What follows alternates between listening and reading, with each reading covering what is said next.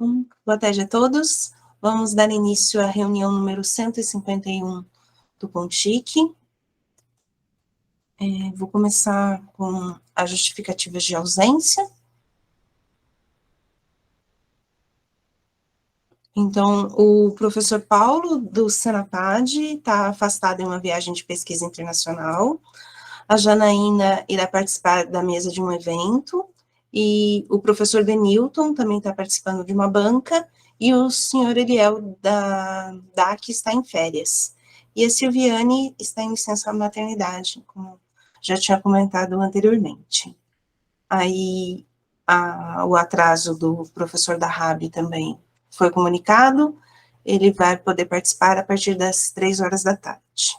Então, eu peço que a Fabiana agora, por favor, informe os suplentes votantes. Dos suplentes aqui presentes, os votantes são Andressa Ciarque e o Kitaka da Saúde, apenas eles dois. Ótimo. Muito obrigada. Então, agora eu coloco para apreciação a ata da reunião passada. Gostaria de saber se alguém tem alguma observação, algum comentário ou alguma sugestão para fazer.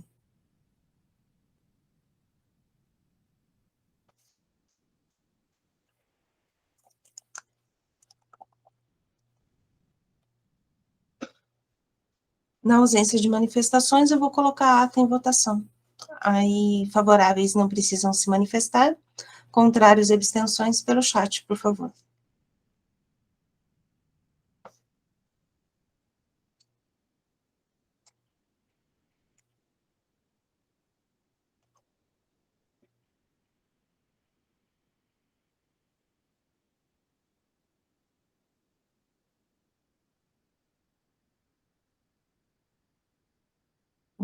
Na ausência de manifestações, também vou considerar essa votação encerrada e a ata aprovada.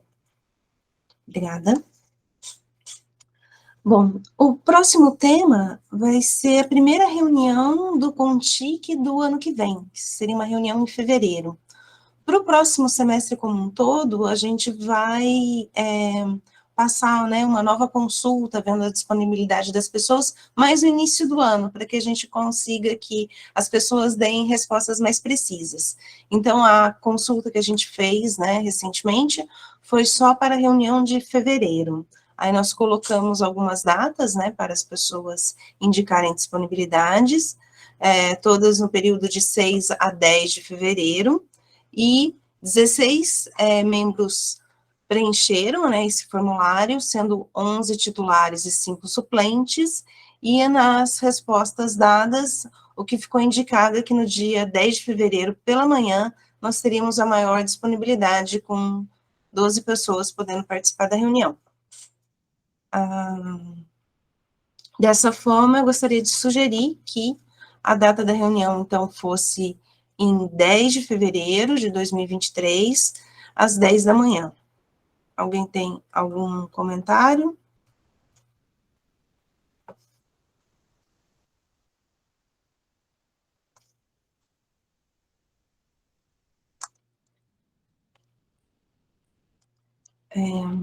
Também na ausência de comentários, eu vou colocar em votação.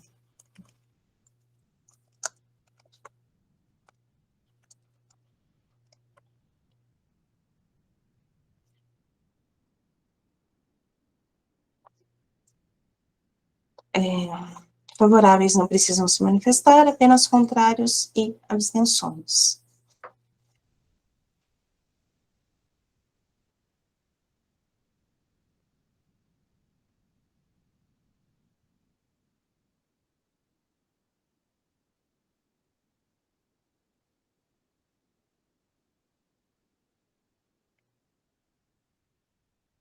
Também considero que podemos encerrar essa votação e passar para os demais itens da pauta.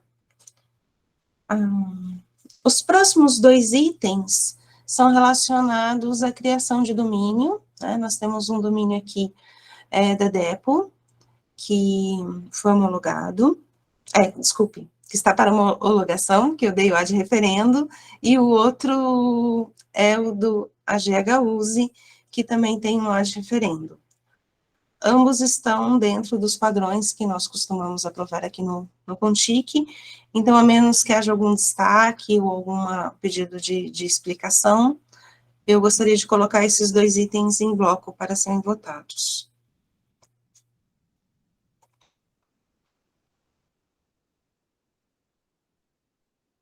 Algum questionamento?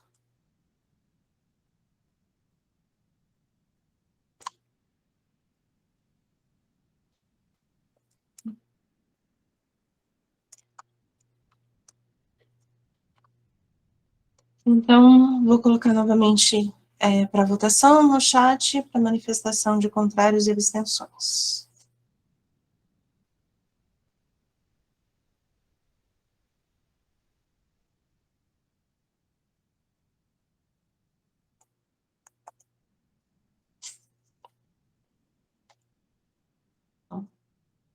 Acredito também que podemos considerar esse item encerrado e partir para o item 3.4, que provavelmente vai ter mais temas para discussão e esclarecimento. Então, ele é uma minuta de uma instrução normativa para que a gente possa estabelecer responsabilidade de criação de usuário Unicamp para os servidores e colaboradores extra-quadro. E eu gostaria de convidar o Everaldo, da DGRH, para colocar a motivação desse item aqui para nós. Boa tarde, professora Islene, boa tarde, né, a todos os membros do CONTIC. Eu começo agradecendo, né, pela oportunidade aqui de colocar esta minuta, e agradeço também, né, a Fabiana e aos membros do Centro de Computação, que nós fizemos uma discussão prévia sobre esse assunto.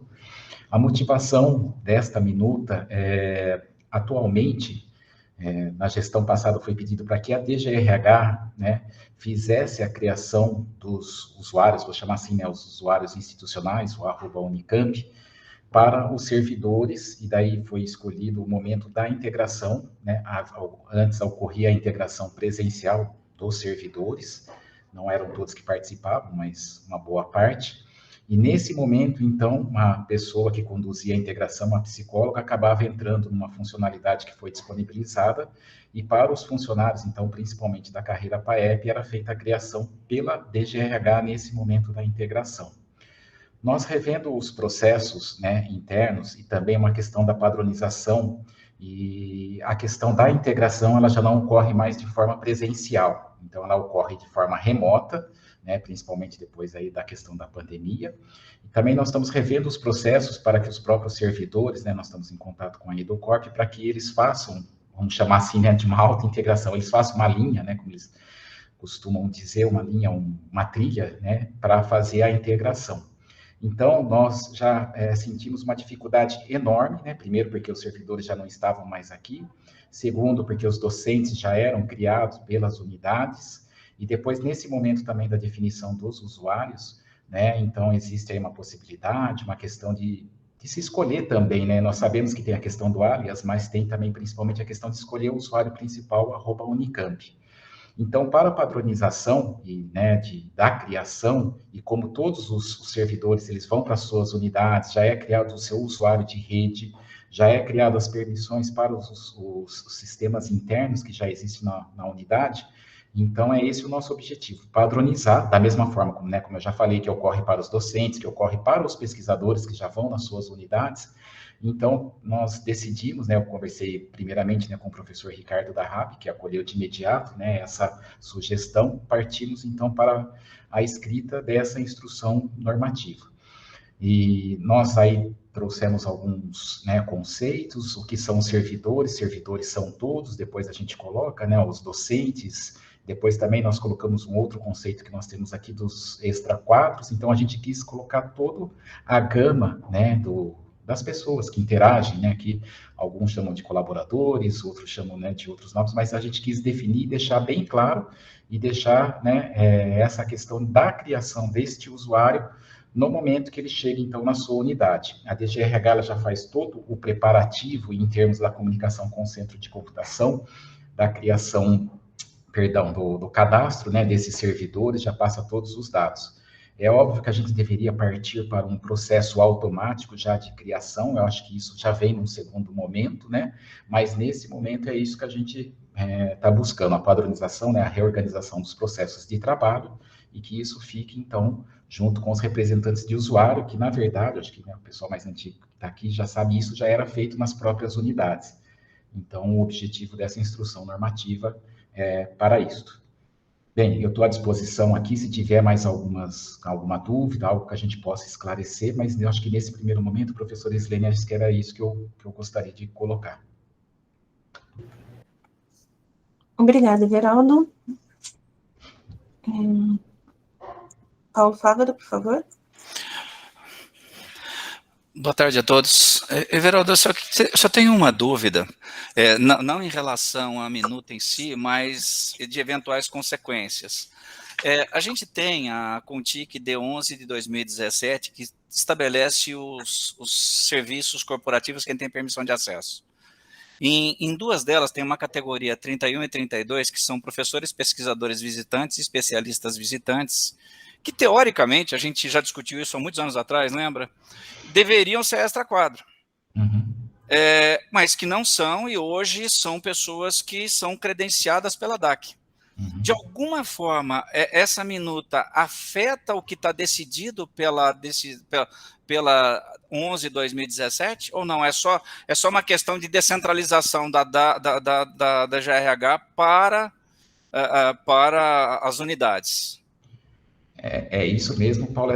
Na verdade, não é uma descentralização, né? É um serviço que nós tivemos que assumir, né? Sim. E agora ele está voltando para as unidades. Isso. Né? Mas eu entendi o seu primeiro ponto, talvez também fosse importante colocá-los no extra quadro, mas essas duas categorias que você citou, tem um item ali embaixo que a gente divide, eu não sei o que está com o comando da apresentação. Sou eu.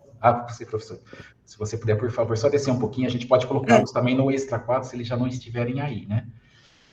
Então, desses professores, eu acho que é bom ficar claro também, Paulo. Mas assim, o que é importante, Everaldo, é que tem toda uma estrutura que está por trás em que a gente envia as pessoas hoje, porque para essas pessoas do extra quadro poderem ter acesso ao usuário CISI, o que acaba acontecendo é que quando a gente cadastra um colaborador DAC, né, que não está no extra quadro, tá? Porque ele está ministrando uma disciplina de graduação ou pós, orientando ou co-orientando TCC, dissertação ou tese, isso diariamente está disponível para numa integração com o DGR, com o centro de computação, para que eles permitam que esses usuários criem a sua conta no CISI. Isso não muda, certo? É só essa a minha preocupação, que isso não mude, porque hoje, só para ter uma noção, nós temos 321 usuários web ativos hoje no CISI que estão criados nessa condição, sendo 169 deles atualmente ministrando aula na graduação ou pós, orientando ou co-orientando TCC, tese. Então, a gente não pode perder esse link, tá? A despeito do que a gente já vinha conversando há anos lá atrás, né, Everaldo, que isso não deveria passar por aqui, deveria sempre vir via DGRH, né, porque tem toda outra questão, né, de segurança, de responsabilidade da universidade, mas que esse caminho ainda a gente não conseguiu fechar. Tá. Eu só gostaria que ficasse claro que isso não está sendo fechado nesse caminho, né? É exatamente isso, Paulo. É só continua da mesma forma, isso não se altera em nada, né? Mas depois também não é o caso aqui, mas acho que é um bom momento para a gente restabelecer o contato, né, dessas questões. Mas o processo é o mesmo, tá? Continua alimentando a base do centro de computação direto. Obrigado. Professor Marco? Olá, boa tarde a todos.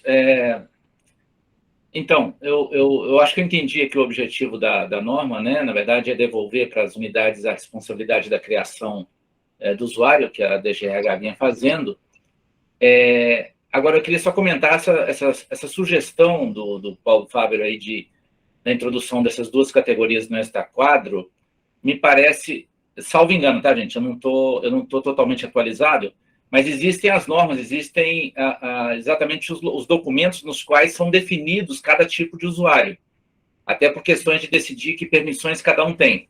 Então, se o professor colaborador, o pesquisador colaborador, eu não lembro bem qual que o Paulo falou aí, se ele não estiver definido lá como extraquadro, está definido de uma outra maneira, não adianta inseri-lo aqui, tá? Ou melhor, é melhor nem inseri-lo aqui nessa norma como extraquadro e criar aí uma incoerência, né? Uma inconsistência, na verdade, com os outros documentos que definem cada tipo de usuário.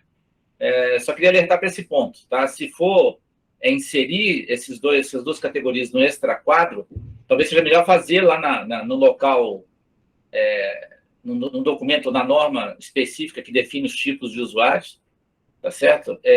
E não aqui. Na verdade, talvez aqui nem tenha necessidade de definir essa separação, não sei se tem essa necessidade de definir servidores e extraquadro, porque o que eu entendi aqui é que todos os servidores e extraquadros terão suas contas aí abertas ou administradas aí pelo representante do usuário. Então, só esse alerta que eu queria fazer sobre uma eventual inserção de duas categorias aqui e ficar só nesse documento e ficar inconsistente com outras definições que nós temos em outras normativas, tá bom? Obrigado. Paulo? Deixa eu esclarecer. Na verdade, eu não estava pedindo para incluir, não. Eu só estava questionando como algumas dessas informações que estão, dessas categorias que estão aqui, estão nessa D11 2017, né? E que lá atrás a gente já havia definido isso. A minha única preocupação é que, por não estarem aqui, de alguma forma isso fosse cortado, esse conjunto de informações. Não, mas eu não estou solicitando que se inclua aqui, não. Simplesmente foi um pedido de esclarecimento para saber que a Contic 11 não está sendo afetada por isso. Então, na explicação do Everaldo para mim, é só para deixar claro quem tem a responsabilidade de fazer a criação do usuário a despeito da classificação que está aqui, mas que o resto se manteve. Então, para mim, eu estou satisfeito, não estou pedindo para incluir, não. Valci? Olá, boa tarde. Eu vi aí que a normativa ela fala sobre a criação do usuário, né? E repassa para as unidades a responsabilidade de criação. Mas aí eu fiquei na dúvida como vai funcionar o bloqueio da pessoa quando perdeu o vínculo com a instituição. Se é o representante de usuário ou se isso é feito automaticamente, porque quem sabe o momento onde o usuário entra e sai do sistema, teoricamente é o DGRH, né? E agora, não estou entendendo essa parte na hora que sai, sabe? A gestão desses usuários no sistema. Se alguém puder esclarecer melhor, eu agradeço. Everaldo vai esclarecer? Newton, você quer falar antes, depois eu falo na sequência? Pode ser Newton, né? Newton?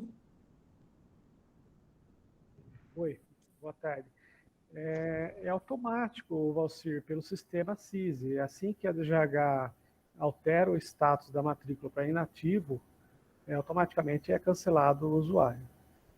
Não sei se é isso que o Everaldo ia colocar. Eu só queria complementar, eu acho que é isso mesmo, eu ia só complementar o papel da DGRH. Quando chega qualquer servidor novo, quer seja um docente, um funcionário, a DGRH já manda, como o Paulo falou, que já manda a carga para o centro e já fica disponível para a criação.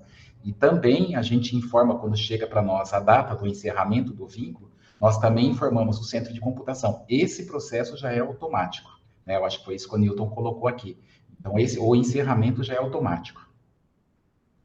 Oh, perdão. Desculpa, eu levantei sem querer, professora. Não, imagina. A ideia aqui, né, pelo que eu entendi dessa instrução normativa, é só a gente estabelecer as regras para a chegada desses servidores e colaboradores extra-quadro. A gente quis colocar separado só por essa classificação ficar explícita, não tem motivo para isso, né, de deixar bem explícita essa divisão, não tem um motivo extra. Mas a ideia é que isso não afetaria realmente os outros processos todos que já estão em andamento. Mas como esse não estava bem definido, né, e havia essa intenção de mudar o processo para ajudar a DGRH nesse novo caminho, então a gente está colocando isso em votação.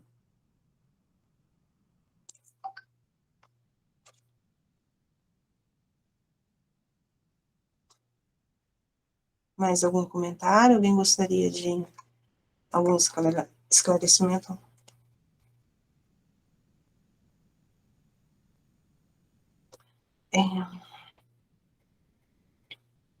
Considerando, então, que o DGRH já gostaria que essa modificação passasse a valer no ano que vem, aí, então, a gente e essa normativa também, ela é bem pequena, a gente colocou direto para votação hoje.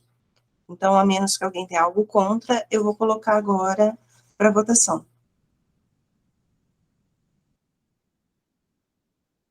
Sim. Isso muito.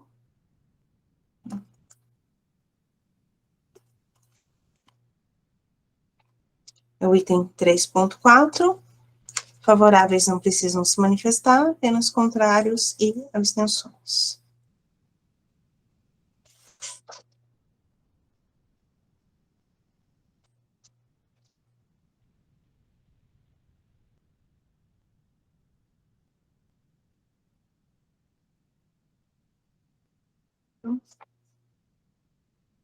Podemos considerar a votação encerrada.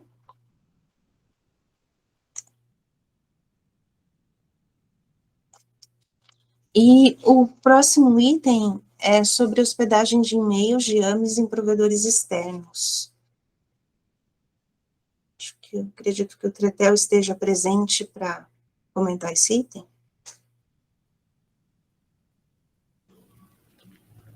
Olá, boa tarde, me ouvem? Sim. Então, na verdade, essa é uma questão que não tem tanto a ver com redes, é uma questão mais administrativa e de normativa, mas que chegou a nós através da nossa divisão por conta de uma demanda que foi colocada pelo Homem Amparo, que está listada aí no documento. Para resumir a situação, para quem talvez não esteja familiarizado, a Unicamp atende na sua rede, oferece conectividade através da sua rede a uma série de ambulatórios médicos e especialidades da região, e ao Hospital Regional de Sumaré e o de Piracicaba, que não são órgãos da Unicamp, mas que fazem parte da rede de dados da Unicamp e se conectam a nós através do projeto de Intragov. No caso específico do ZAME e do hospital mesmo, os ZAMEs usam infraestruturas de TIC próprias, não cedidas pela Unicamp. E entre elas, uma infraestrutura de servidor de e-mail. Aí eu não sei exatamente como ocorreu essa implantação, mas a gente percebe que vários SAMs tiveram uma implantação de servidores servidores de e-mail locais, né, utilizando uma plataforma que se chama Zimbra, que essa plataforma foi se tornando defasada com o tempo e que essas unidades buscaram atualização, e na busca dessa atualização foi consultado se seria possível, já que é um domínio Unicamp, fazer uso do recurso do Google Education, né, passar para o e-mail para o Google. Aí nós temos o impedimento, aí não é muito minha área, né? Peço depois ajuda aí, talvez o próprio Newton pode ajudar, o Paulo Moraes, se estiver aqui. Ao que me consta, a maior parte desses servidores, desses ambientes, são FASCamp. Eles, então, não fazem parte da base do CISI e, consequentemente, haveria uma limitação em ofertar o serviço, uma limitação técnica inicialmente, né? E também uma limitação de normativa, se pode ou não incluir essas pessoas como usuários no mesmo nível, né? Que a gente estava discutindo, inclusive, extra quadro aí a normativa anterior. Ainda sobre a normativa, está dito que, em sendo um domínio Unicamp, o serviço tem que ser hospedado em máquinas da Unicamp, salvo aprovação do CONTIC, após a avaliação, né, deliberação aqui de uma reunião. E, de concreto, nós recebemos, então, já, dada a impossibilidade aparente de usar o serviço do Google, a demanda do âmbito de amparo de levar esse serviço, mantendo o nome Unicamp, né, ou seja, carregando a imagem institucional Unicamp, atrelada ao seu domínio de e-mail, para um provedor comercial, que eles nomearam como sendo a Local Web, que é qual provedor incidental, né? Aí tem a questão que isso conflita com a Instrução Normativa 04/2019, e a motivação da normativa é de controlar, né, por que os serviços estão, onde os serviços estão hospedados, está, entre outras coisas, além da questão da imagem institucional, está amparada na questão da segurança da informação. Né? Você, ao levar esse serviço para um provedor comercial, você, sem os devidos cuidados, né, você pode cair numa situação que esse provedor talvez não siga as melhores práticas e ocorra aí um incidente envolvendo e-mail com o nome Unicamp e com pessoas que interagem diariamente com outros setores da Unicamp, que pode se tornar, então, um vetor de ataque para outras explorações de serviço. Então, com base nessa preocupação, historicamente tem se controlado o que se pode levar para fora. Então, por exemplo, a decisão mesmo foi passada aqui anos atrás de levar para o Google, foi após a deliberação, de entender que o serviço do Google é seguro, é uma empresa conhecida, com compliance, etc. E aí nós temos esse cenário novo, e aí eu conversando internamente, a gente entendeu que era melhor trazer a questão para o CONTIC, para ampliar o debate, como tratar essa situação, sendo que ela decorre em grande parte dessa diferenciação de usuários, né, que servem no campo de alguma esfera, de poderem ou não usar os serviços da Unicamp ou não. Né? Na conversa interna aqui, o professor Darrabi se manifestou, a princípio, favorável de que todos iam ser tratados da mesma forma, desde que a lei, né, a normativa assim o permitisse e tal. Mas aí acho que cabe a discussão aí como melhor tratar essa questão. Eu espero ter introduzido a questão de uma forma resumida. Se tiver outras dúvidas, eu posso tentar esclarecer.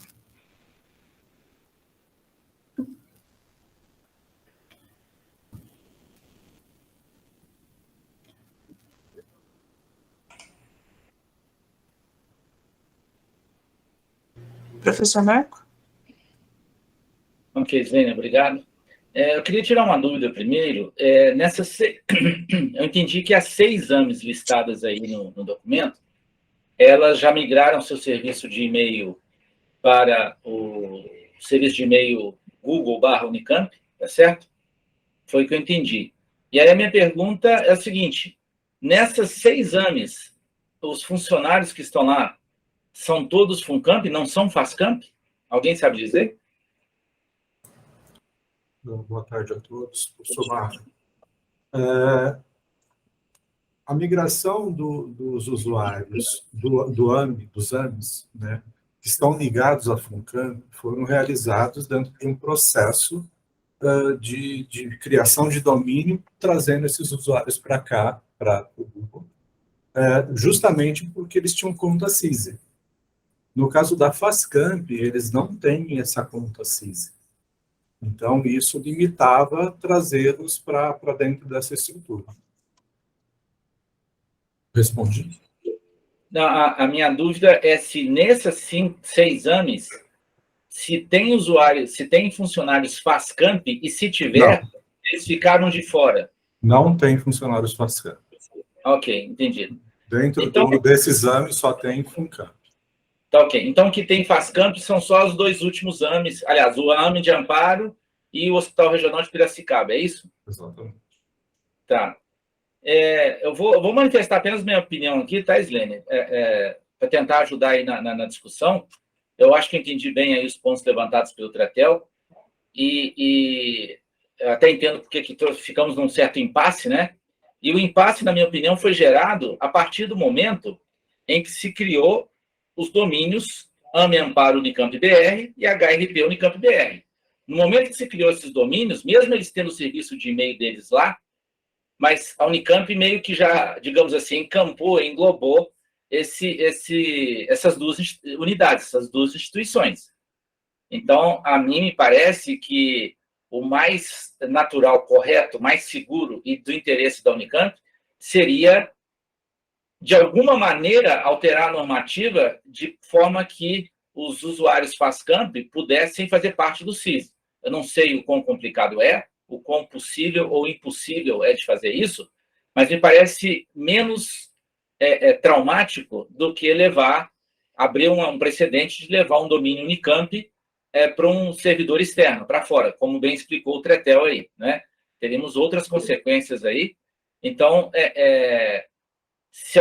ou seja, para levar para fora, o ideal é que fosse com outro domínio. Só que imagino que eles não vão querer ter outro domínio porque eles querem manter os e-mails de todo mundo, imagino eu. Eles não vão querer alterar as contas de e-mail, tá? Então, assim, foi uma coisa inconsistente que tivemos até hoje. Temos aí 2 unidades, a AME de Amparo e o Hospital de Piracicaba, com funcionários que são da FASCamp, mas fazendo uso já de todo um domínio Unicamp e de e-mails com o nome Unicamp. Porque os e-mails que eles estão usando lá é alguma coisa, né? josedasilva@ameamparo.unicamp.br. Então, eles já vinham usando, mesmo sendo FASCamp. Então, nós já tínhamos uma inconsistência de antes e que agora ela se tornou mais visível. Então, na minha opinião, salvo melhor juízo, me parece que o caminho mais natural para esses usuários aí, até para normatizar ou para homogeneizar com as outras AMES, e até para manter o status de membros, entre aspas, aí da Unicamp, que eles já tinham até agora, que eles têm até agora com os e-mails atuais, seria alterar aí, de alguma forma, fazer com que os funcionários FASCamp também pudessem ter suas contas no CIS, e da mesma forma como são tratados os funcionários da FUNCamp. Muito obrigado. Obrigada. O Sérgio gostaria de comentar alguma coisa? Eu só queria compartilhar do entendimento do professor Marco. Eu concordo com ele, porque, embora sejam outras instituições, né, na verdade, a Unicamp que opera concretamente lá, porque são convênios, né? A Unicamp tem convênio com essas instituições e tem a interveniência ou da FUNCamp ou da FASCamp. Então, acho que até para manter uma homogeneidade, uma padronização, porque é a universidade operando concretamente ali. Então, a minha opinião é compartilhada com o professor Marco Aurélio. Kitaka, por favor. Só complementando, os AMEs, né, eles são administrados pela universidade, pela DEAS, e os docentes normalmente têm uma indicação de docentes, e ele é realmente campo de estudos, de aprendizado, de atendimento, aonde se leva também os residentes daqui, médicos, né? E existe também uma inter-relação entre os pacientes, e muitas vezes nem é só a inter-relação dos pacientes dessas cidades, mas os pacientes vêm aqui para o HC. Então, na verdade, a gente tem um cenário, né, de FASCamp e FUNCamp, mas onde o paciente e o aluno, o docente, usa esses locais, os AMEs e os hospitais, para treinamento dos nossos próprios alunos aqui, e campo de pesquisa e de trabalho de todos aí. Então, concordo com o professor Marco e com o Sérgio, né, que realmente eu acho que o melhor caminho seria a gente aproveitar até o item que já foi colocado anteriormente, né, porque, na verdade, seria quase que um extra quadro, simplesmente estaria numa outra, ao invés de FUNCamp, com a FASCamp. Eu acho que é isso. Paulo? Eu só queria complementar, se eu não me engano, o IOU também é FASCAMP, né?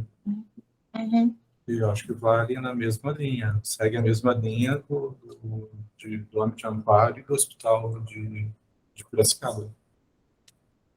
Sim. Newton?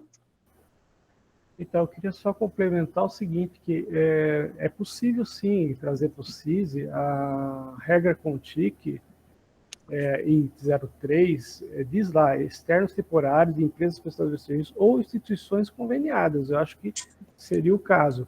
A única coisa de requisito do sistema que a gente tem hoje é que tem que estar vinculado a algum órgão da Unicamp como responsável por esses usuários e ter um servidor responsável também pela criação desses usuários externos. Mas é possível.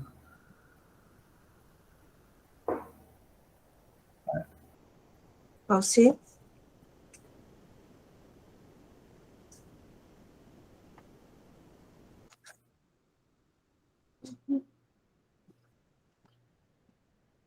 O Valcir ia falar? Desculpa.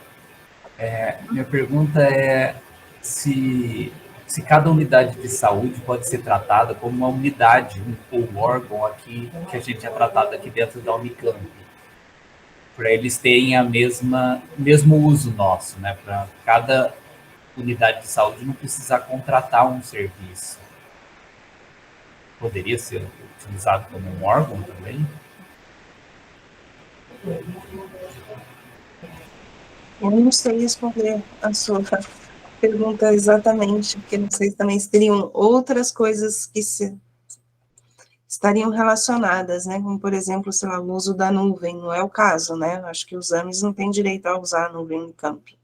Então, a gente não poderia tratar diretamente como se fosse um órgão.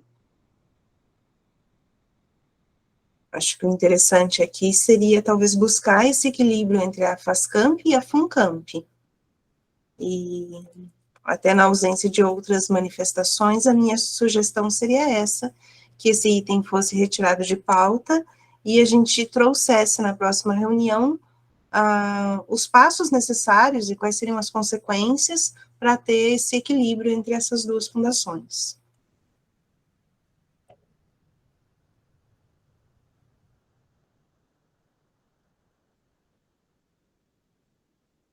Ninguém tem algum comentário?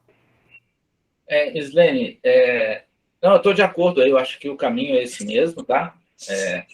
Eu acho que, no caso da FASCAMP e FUNCAMP, provavelmente tem muito mais similaridades do que diferenças, e aí não faz muito sentido tratar um de um jeito e outro de outro. Agora, o que eu queria esclarecer é só o seguinte, o que está em pauta aqui, na verdade, eu não entendi, caso a gente fosse votar o item 3, não a retirada de pauta, o que estaria sendo votado nesse item em particular? Qual seria a proposta que a gente votaria aqui, caso não fosse retirado de pauta? Seria pelo que eu entendi, também seria autorização para o Homem Amparo poder usar o servidor externo, que seria a Local Web, no caso específico. Não sei se o Tretel tem uma outra interpretação. Tá ok, eu entendi, na fala dele eu entendi, tá certo. Acho que seria isso mesmo. Porque para eles usarem lá, precisaria do aval do CONTIC, né? Tá ok, obrigado, era só esse esclarecimento. E daí, assim, eu até imagino que eles tenham certa pressa nessa resposta. Por outro lado, esse caso é bastante delicado, né, da gente fazer esse tipo de autorização. Então, eu pessoalmente acho que não deveríamos fazer. E também a gente não tem como votar, acho, de maneira imediata, esse equilíbrio entre a FASCAMP e a FUNCAMP. Eu acho que merecia uma análise mais detalhada, né? Inclusive as normativas que a gente vai ter que alterar, né?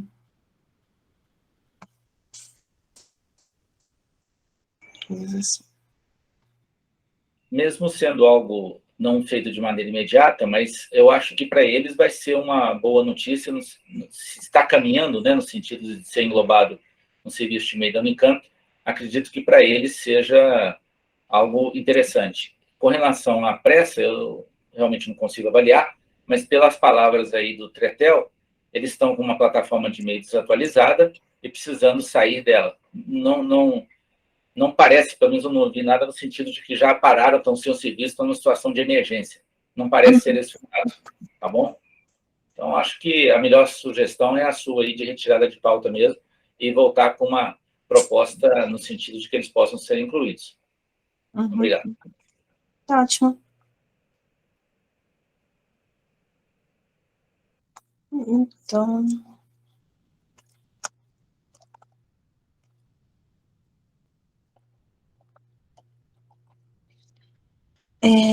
vou colocar a retirada de pauta do 3.5 em votação, aí, novamente, apenas contrários ou abstenções precisam se manifestar.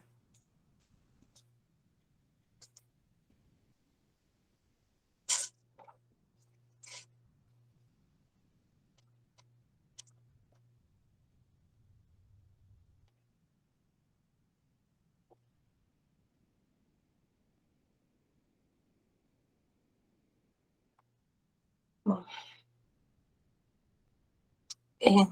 agradeço e acho que podemos encerrar a votação desse item. E daí, com isso, nós terminamos, né, a ordem do dia e passamos para o expediente, onde temos os informes. Normalmente, a gente começa com os informes da CITIC, mas como o professor Darrabi ainda não pôde entrar na reunião, eu vou perguntar aos outros órgãos administrativos se eles têm informes, né, incluindo o CCUEC. Alguém gostaria de se manifestar? Pode falar, por favor. Desculpa, eu estou confundindo informe com expediente. Deixa... Não, mas no expediente tem os informes. Eu estava nesse item, exatamente. Então tá. Aí eu ia passar pelos... É só uma informação, que nós estamos perdendo um técnico nosso aqui da DAC, né, o Cristiano. Ele está saindo da Unicamp, né, indo para uma concorrente aí, para uma empresa privada, trabalhar de forma remota. Então, estamos perdendo um técnico de quase 9 anos de Unicamp, difícil de se formar, né, um conhecimento que está indo embora. Então, só para fazer parte do coro dos lamentos de sempre. Eu entendo. Bom, tinha uma fila... peraí. O Valcir, gostaria de comentar? Acho que é esse caso específico, né? Eu gostaria, sim. Lamento muito aí, Paulo, pela perda do funcionário. Isso é recorrente aqui na nossa universidade. Nossa universidade sempre é pioneira em implementações, né? Mas no caso de teletrabalho, trabalho remoto, a gente está deixando muito a desejar. Inclusive, eu gostaria de saber, se algum membro do conselho puder ajudar, quais são os membros, qual a composição do GT do teletrabalho na nossa universidade, porque eu participo da lista de funcionários de TI, é sempre essa pergunta, em que ponto que está, o que está acontecendo, e a gente não sabe nem qual é a composição desse GT. Se alguém puder informar e constar até em ato a composição desse GT do teletrabalho, seria importante para dar um conforto para a comunidade, né? Para saber que a gente está discutindo e está chegando próximo do mercado de trabalho. Obrigado. Everaldo, por favor, pode esclarecer? Bom, professor Islane, deixa eu só passar outras duas questões que eu acho que é importante antes de falar do teletrabalho, que não menos importante também, né? Bom, em primeiro lugar, só queria colocar aqui, né, que nós vamos estar liberando uma versão da interface nova, né, do sistema Senior, né, como são usados em quase todas as unidades. É uma coisa mais específica de RH, mas a gente já está fazendo toda a comunicação, também queria aproveitar o espaço aqui. Segundo lugar, que nós estamos com um conjunto de concursos abertos, né, para várias áreas, né, para servidores PAEP. Então, nós temos vários concursos que estão com o edital aberto. Acho que é importante também todos que puderem ajudar com a publicação desses editais, né? Em terceiro lugar, questão do teletrabalho. O teletrabalho é um assunto que a gente vem discutindo faz tempo, né? Desde o começo, da hora que começou a retomada, né? Até antes mesmo ainda, a a gente estava já pensando no teletrabalho, lembrando o que foi feito durante a pandemia não foi teletrabalho, foi um afastamento por necessidades, né, sanitárias que a gente fez do trabalho. Esse é um assunto que precisa ser muito bem discutido, a gente vem discutindo, não tem um GT formal constituído, mas a DGRH, em conjunto com algumas pessoas também da CITIC, vem discutindo esse assunto, e nós estamos discutindo também com as outras universidades. Neste momento, a USP vai começar, né, eles pediram até para fazer esse primeiro piloto, né, para ver como é que vai ser feito essa implantação. Nós estávamos num projeto junto, que a ideia era as 3 universidades entrarem em paralelo. A USP, né, fez uma solicitação para que eles fizessem esse primeiro piloto, mas nós também, em paralelo, é um assunto que a reitoria está bastante atenta a isso, para que nós façamos da forma correta. Né? O que é a forma correta? Que nós não façamos um tipo de implementação de um teletrabalho para que depois nós tenhamos um retrocesso. Teletrabalho significa mudança dos contratos de trabalho, né, porque os nossos contratos eles têm que sofrer algumas alterações. Então, nós estamos fazendo um estudo profundo, estamos acompanhando a implantação que a USP está fazendo, né, mas eu já me manifestei em outras oportunidades, mas em breve a gente vai ter novidades sobre esse assunto. Eu entendo, até quando o Paulo fala assim, olha, um concorrente nosso saiu por causa de teletrabalho, né? Mas a gente vê também as outras variáveis e a gente também está vendo as inscrições que estão tendo, acompanhando, né? Os pedidos de inscrição. Então, também existe ainda o atrativo da universidade em relação a isto, né? Então, mas a gente está atento a todos esses movimentos, aos movimentos que acontecem, né? Não sei se foi só o motivo do teletrabalho, né? Porque a gente ouvia falar, nossa, tem muita gente saindo por causa do teletrabalho, mas o que a gente vê na realidade que são casos pontuais e acontece, viu, Paulo? Eu sei como você coloca, olha, são um servidor de 9 anos que está saindo, né? Mas eu não sei se o teletrabalho é o único motivador, né, dessa saída. Pode ser que seja um dos principais, mas a Unicamp vai em breve ter novidades sobre esse assunto. Ótimo, Paulo? Eu não quis dizer que o motivo foi esse, mas foi o principal. Ele foi um dos servidores nossos que mais sofreu com a volta, né? Nós tivemos muito problema de adaptação, né? Como provavelmente em várias unidades houveram pessoas que tiveram problemas de adaptação, né? E isso, com certeza, foi um dos motivos. Com certeza não é o único motivo, nunca é o único motivo, tá, Everaldo? Mas no fundo, eu não quis dizer, eu só quis anunciar que a gente está perdendo mais um do corpo técnico, né, dos tantos que a gente tem perdido, né, só fazendo coro com todo mundo que alguma coisa precisa ser feita para a área de TI da universidade. E você melhor sabe do que eu, né? Porque você também não cuida só de TI, eu não cuido só de TI, eu tenho outras quase 40 pessoas que não são da área de TI, né? Em que a gente também tem que responder, né? Então, mas é só colocando que a gente está perdendo um excelente técnico, né? E não tem muito o que fazer.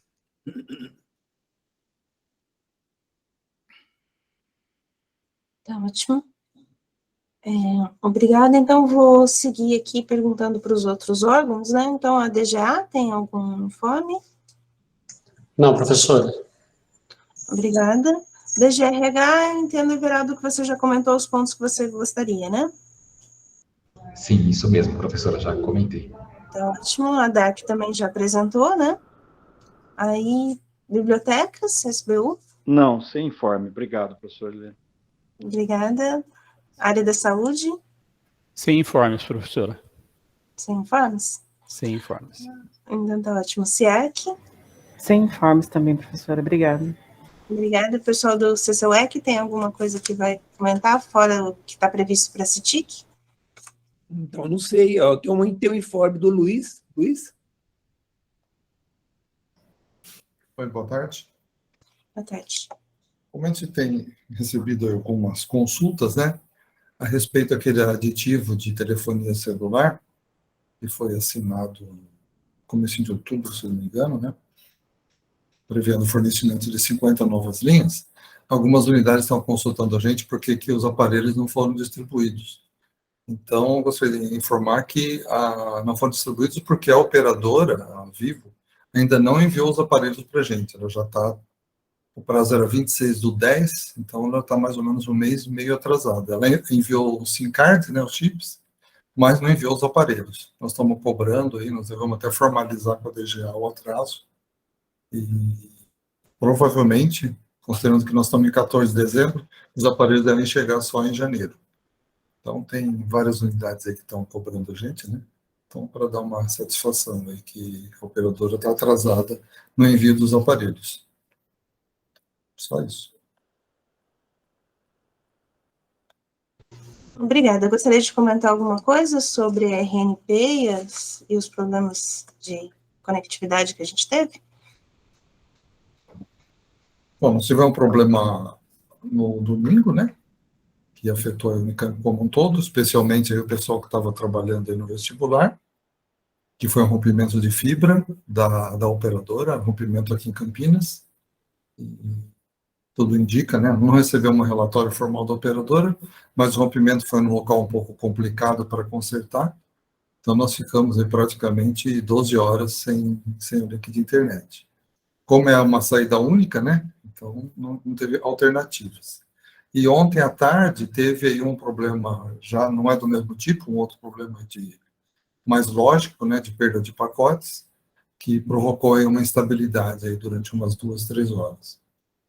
E o pessoal, vi até uns e-mails aí do pessoal no GT Info, de cobrar o SLA, não sei o quê, mas na prática isso é meio inefetivo, porque tem a multa lá prevista no contrato, se não cumpre o SLA, mas a multa é irrisória perto do impacto que tem na Unicamp, né? E não só na Unicamp, também na rede Comep, porque normalmente quando ocorre esse problema, os participantes da rede Comep, do consórcio, também são afetados. Então, isso só vai ser solucionado realmente no começo do ano, quando a RNP disponibilizar as 2 conexões de 100 GB, com rotas distintas, né, para a Unicamp. E também tem uma outra conexão, uma terceira conexão, prevista da rede Nesp, também de 100 GB. Aí a gente vai estar realmente com redundância e vai conseguir ter uma operação, uma acesso à internet muito mais estável do que é hoje. Ótimo. O professor Marco tinha levantado a mão? Eu já baixei porque ele já respondeu a minha dúvida. Obrigado. Obrigada.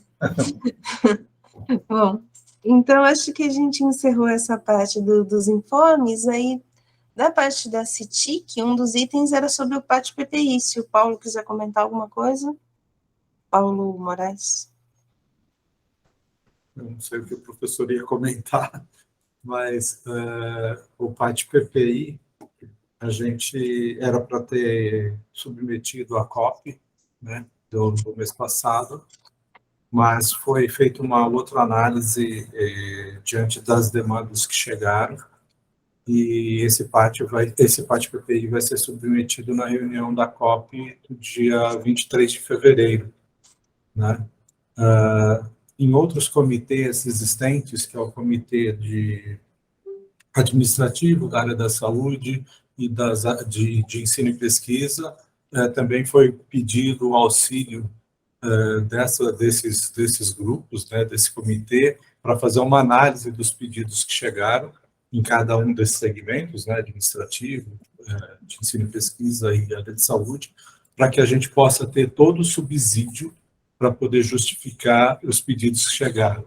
A gente recebeu aí em ordem de 230 milhões de reais em termos de pedidos de equipamentos padronizados, que são desktops, monitores, tablet e notebooks, né?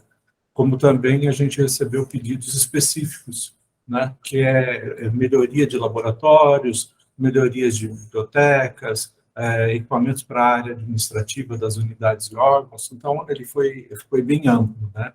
Porque o pedido estava aberto no sentido de que as unidades pudessem realmente colocar suas demandas. Como está tendo várias conversas entre a CITIC, professor da rádio, com o professor Fernando Sarti, está sendo feito todo esse alinhamento para que possa ser colocado o PAT-PPI mesmo para discussão na COP de fevereiro. Então, por enquanto, são essas informações. A CITIC está trabalhando junto com o Centro de Computação em todas essas análises. A gente está preparando vários documentos. Foi criado um grupo de profissionais para poder tratar, né, esses dados, e assim que estiver pronto, a gente submete à COP. Foi mais ou menos essa linha. Eu acredito que o professor da Rabit teria outras informações complementares, né, mas talvez seja melhor ele mesmo colocar. As informações que eu tenho de momento são essas. Muito obrigada, Paulo. Eu não sei se ele vai conseguir entrar na reunião, eu acredito que talvez não, porque ele estava numa reunião de emergência lá na reitoria. Então, considero que a gente passou pelos pontos todos e acho que a gente pode encerrar a reunião, a menos que alguém queira também trazer algum outro assunto aqui.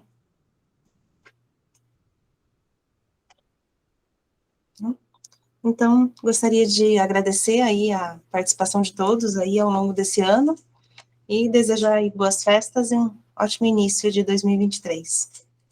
Muito obrigada. Obrigado, Paulo.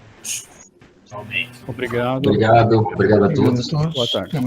Boa tarde. Obrigado. Boa Bom tarde, final de ano a obrigada. todos. Boas festas. Tchau, tchau. Obrigada. Boa tarde, bom final de ano. Obrigada a todos, um bom final de ano a todos. Bom final de ano para todo mundo. Até o ano que vem. Até. Até mais, gente. Obrigado. Até mais, pessoal. Bom final de ano aí. Tchau.